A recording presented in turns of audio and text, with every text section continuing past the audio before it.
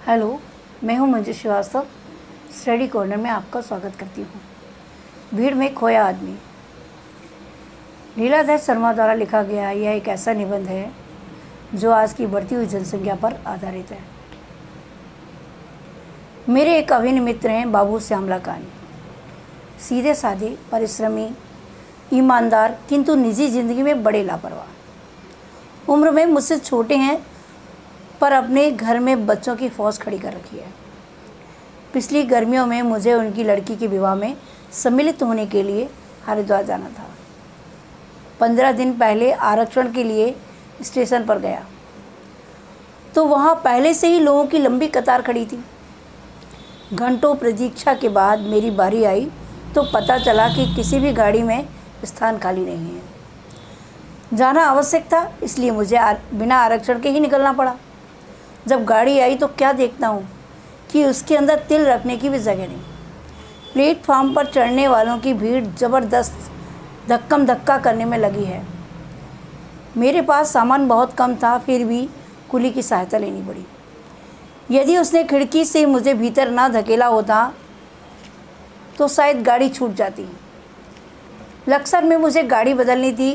किसी तरह खिड़की से बाहर कूदा तो क्या देखता हूँ, पूरी ट्रेन की छत यात्रियों से पटी पड़ी है। सोचता हूँ अपने प्राणों को भीषण संकट में डालकर ट्रेन की छत पर यात्रा करने के लिए लोग क्यों मजबूर हुए। इन लोगों को रेल के नियम, व्यवस्था और अनुशासन का ज्ञान क्यों नहीं है।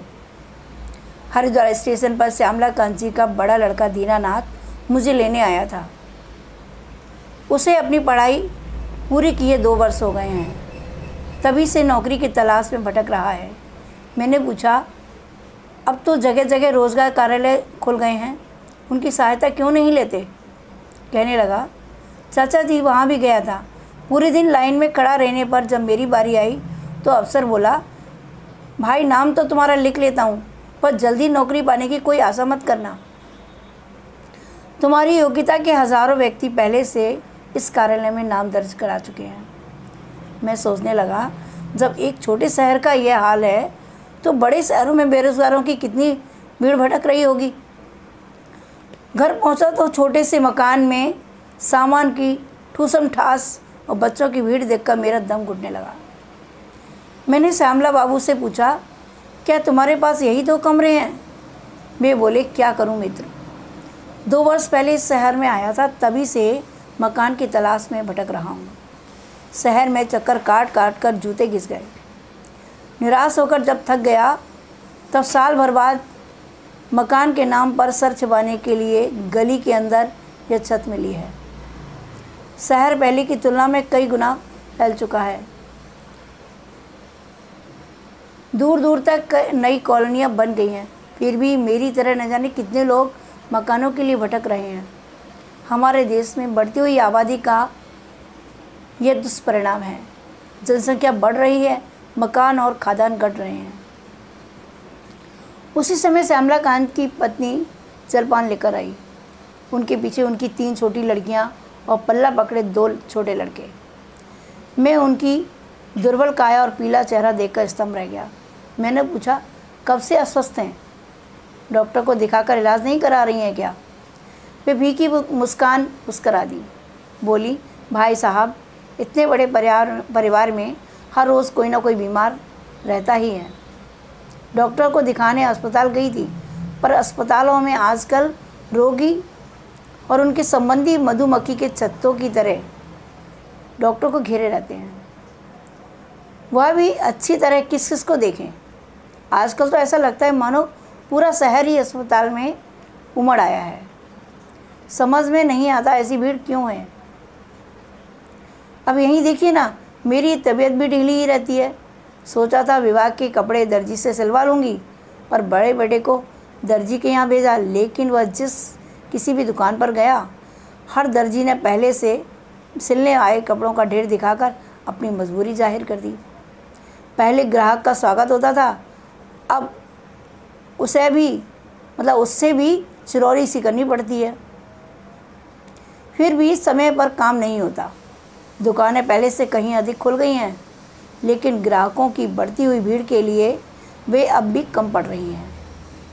तभी बाहर से दूसरी बेटी सुमंत का हारा थका झुंझलाया स्वर सुनाई दिया, माँ जल्दी से 1 कप चाय बना दो, आज पूरा दिन राशन की दुकान पर लग गया।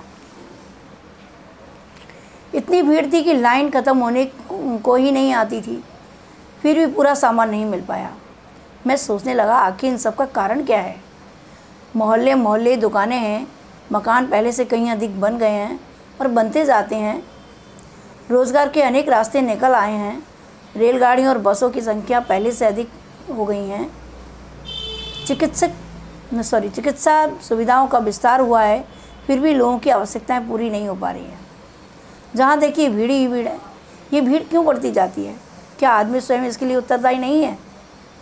घर में बच्चों की भीड़ है, यह भीड़ भले ही हमें अच्छी लगती हो, लेकिन जब तक बच्चों के पालन पोषण की, रहन सहन की, शिक्षा दीक्षा की पूरी सुव्यवस्था ना हो, यह भीड़ दुखदाई बन जाती है। अस्पताल में भीड़ क्यों है? क्या यह भीड़ किसी को सुहाती है? क्या कोई स्वेच्छा से अस्वस्थ होता है? नहीं, स्वयं कोई बीमार नहीं होना चाहता। बीमारी कुपोषण से, गंदे और संकीर्ण मकानों के दूषित वातावरण से होती है। यदि सीमित परिवार हों, स्वच्छ जलवायु हो और खाने के लिए भरपूर भोजन सामग्री हो तो बीमारी से बचा जा सकता है। रेल बस में भीड़ का कारण भी बढ़ती हुई जनसंख्या है। देश के अनुशासन पर दुष्प्रभाव पड़ता है। सड़क पर दुर्घटनाएं होती हैं, सार्वजनिक स्थानों पर नियम और व्यवस्था का पालन नहीं होता।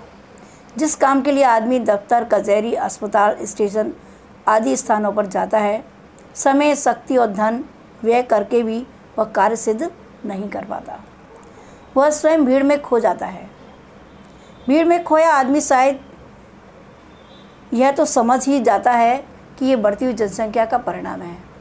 मुझे अपने मित्र श्यामलाकांत को अब इस भीड़ का रहस्य बताने की आवश्यकता नहीं है, क्योंकि वे स्वयं इस विपदा को झेल रहे हैं। ऐसा लगता है यदि समय रहते हमारा देश अब भी नहीं चेता और श्यामलाकांत बाबू की तरह परिवार बढ़ाता गया, तो वह दिन दूर नहीं जब वह स्वयं इस भीड़ में और इससे पैदा होने वाली समस्या में पूरी तरह खो जाएगा। तो यह थी आज का निबंध। अगर आपको यह निबंध पसंद आया है तो लाइक, शेयर और कमेंट्स ज़रूर कीजिए और मेरे स्टडी कॉर्नर को सब्सक्राइब कीजिए। Thank you.